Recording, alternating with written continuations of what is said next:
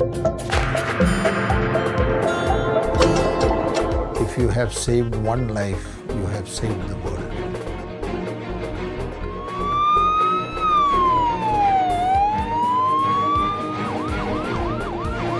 In an emergency, every second is crucial.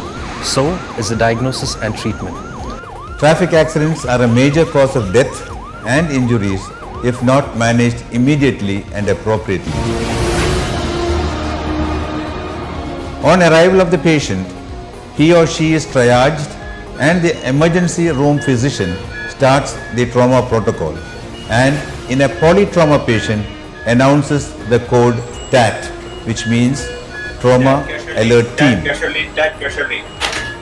We have been able to get the patient examined by 4 specialist doctors within a period of 3 minutes from the time of announcement of arrival of the trauma patient.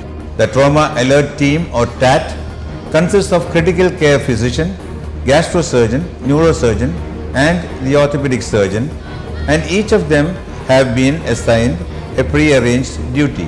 Once the TAT call is announced, then the trauma team rushes to the accident and emergency.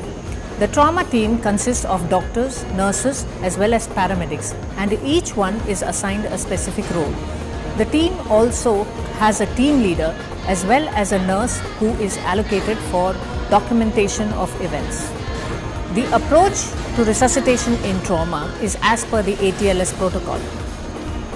During the primary survey, there is airway management along with C-spine control, and this may include intubation and ventilation.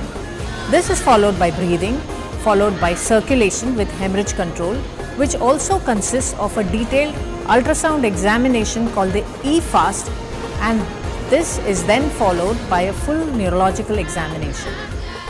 Brain is the most complicated organ within our body. Hence, head injuries produce the most devastating effects of the patient. Trauma is the 6th leading cause of the death and 5th leading cause of the total disability worldwide.